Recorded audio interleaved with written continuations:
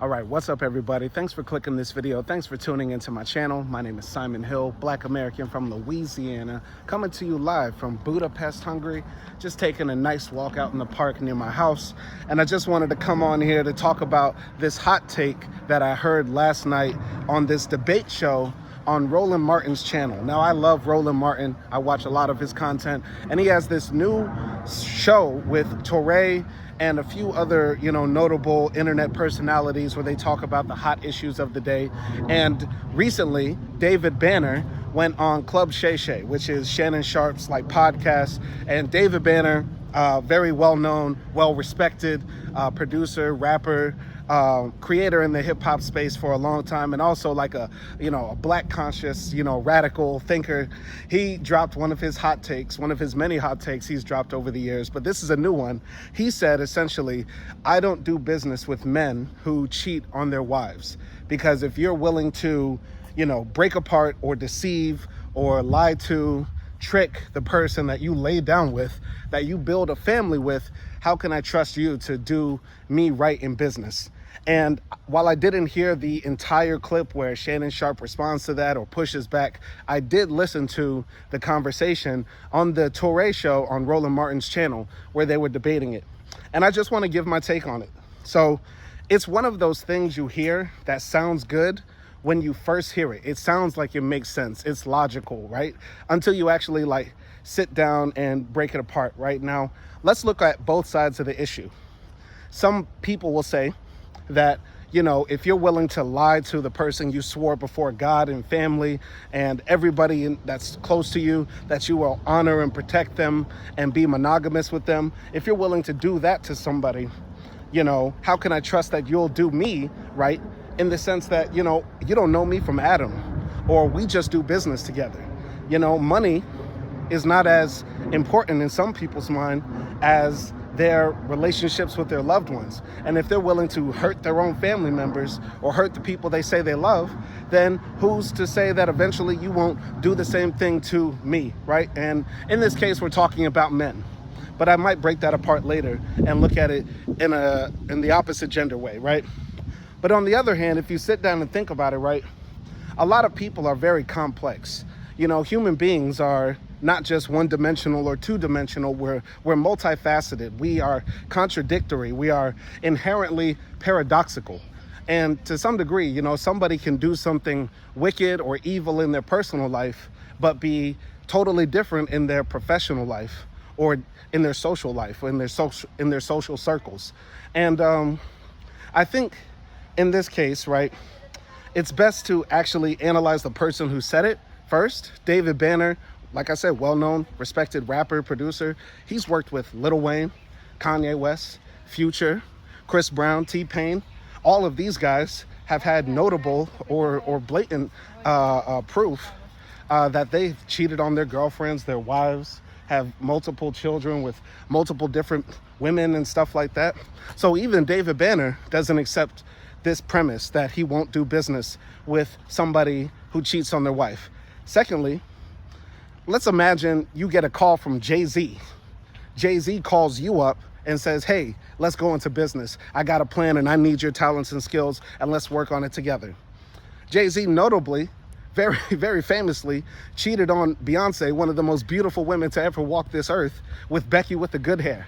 So you're gonna say you're gonna hang up the phone on Jay-Z because he cheated on his wife? You get what I'm saying? Or Donald Trump gives you a call and says, hello, I need your assistance to go into business. Let's do this. Let's work together. It's going to be a big deal. You're going to say you're going to hang up the phone on Donald Trump because he wants to do business with you, and Donald Trump has been proven in court to cheat on his wife? Let's keep it real. It's one of those things that sounds, very astute until you actually break it down. I think we're living in this age and time right now where a lot of people want to try to bring back some moral sense of self, some centeredness, because in this postmodern age, everything seems relative and everybody doesn't want to be judgmental on other people's lives. But there's this pushback associated with this rising conservatism that is generally popping up, not only in our politics, but in our social dealings with each other, where we want to try to enforce some type of norms or standards or moral boundaries on people, right? And I think what somebody does in their personal life can be separated from what they do in their business life. And especially when it comes to matters of romance, love, and sex, it becomes extremely complicated, right? A lot of people are married and have been in relationships with people for many years and have not had sex, right?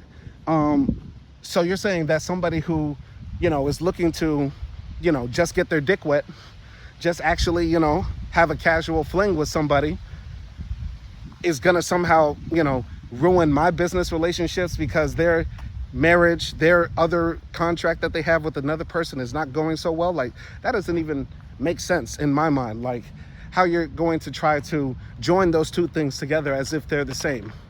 I think also, a better way of looking at it is actually imagining a scenario and what it's actually like. So imagine I own a barbershop, right? And I got a homie who's also a barber too. And we went into business together. We're cool, but we're not like the best of friends. And I see my homie come through every day to the barbershop. His wife drops him off. But then as soon as his wife turns that corner, his girlfriend enters the shop and they start flirting, kissing, and doing all types of stuff in front of me, and I'm watching. Now, in that situation, I might say, you know what, that's not a good look. Because why? Because it could involve me in some BS. His wife turns back around the corner, enters the shop, sees them two booed up. She runs to the trunk of the car, airs the whole place out. This is the way my American mind works. So now I just got clapped up because he wanted to clap some cheeks that weren't his wife's. Now, let's think about another situation, that same situation in the barbershop. His wife drops him off in the morning, but then, his girlfriend picks him up in the evening. And I'm not really all up in their business. I just look in the car and see it's somebody different. But in that situation, how likely am I to get caught up in some BS? I think people should just be minding their own business rather than trying to put moral parameters on other people. And so, I think in a lot of ways, like David Banner is trying to make a very interesting point, a very hot take that's going to get people talking, but I don't even think he believes it. And I don't think anybody who actually lives and exists in the real world will actually, follow through with that advice. When you actually live and work with people of all different types of backgrounds, you're working with people who have totally different lifestyles than you, totally different moral standards than you. And we just have to accept that, right? And while people will be deceitful and lying and cheat you in this world, right, you're gonna find people that will double cross you. Those people might have perfectly moral personal lives, but really shitty social lives or business lives. You get what I'm saying? And vice versa. Somebody might be very, shitty in their business situations, but might be really good in their personal life. You know what I mean? So it's more complex than just saying, oh, people like this will always do this to you, and you need to be wary of them. I think we need to, understand that in different industries and stuff like that, in different ways of being, there's going to be different types of standards. Like if we're all in the music business, I'm going to say I'm not going to work with other musicians because they're out on the road cheating on their wives. Or if I'm a member of a sports team, like I play for the Dallas Cowboys, and we go city to city, state to state, and some of my other teammates are cheating on their wives, I'm going to say, hey, I can't be on the team with these brothers. You get what I'm saying?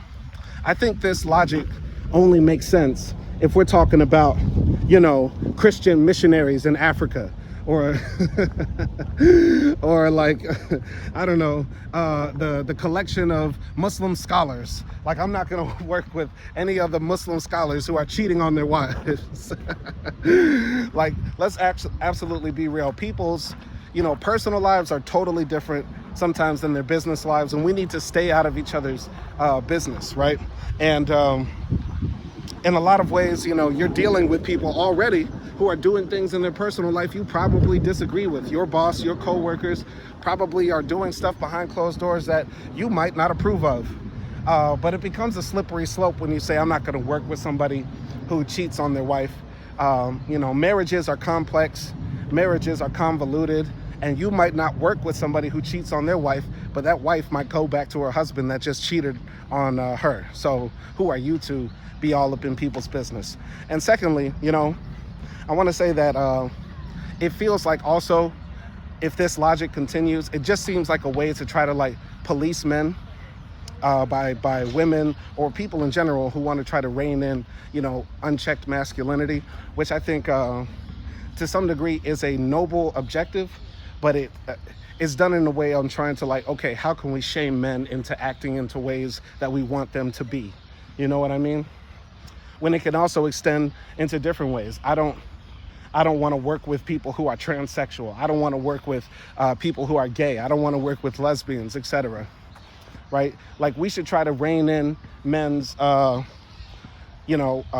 disregard for women and their feelings and their lives. But I think a better way of doing it would actually be, you know, educating men and talking to men and teaching men that, you know, respecting your wife, respecting your marriage is more important, rather than just shaming them or making them hide their desires for other women, right?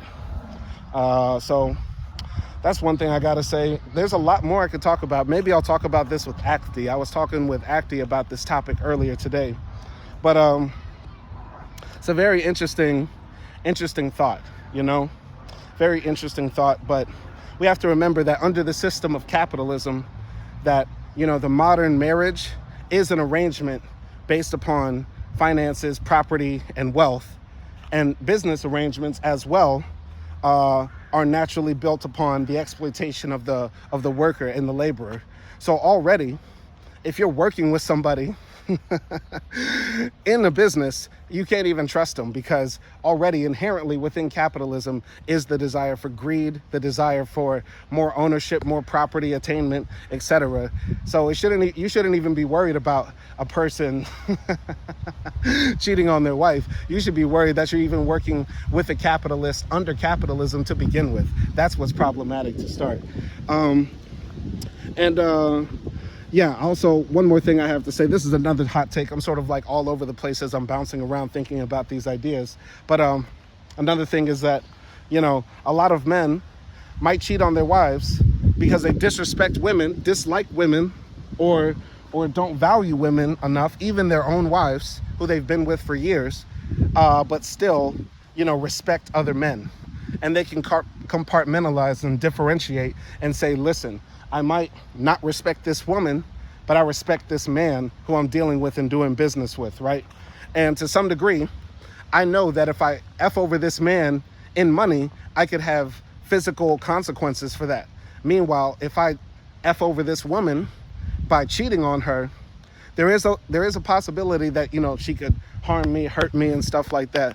But it's not as a dangerous situation as crossing other men. That's the thing. Like, when you're dealing with men, you're dealing with the possibility of violence or death as a consequence of especially money transactions that are done, you know, wrongly, right?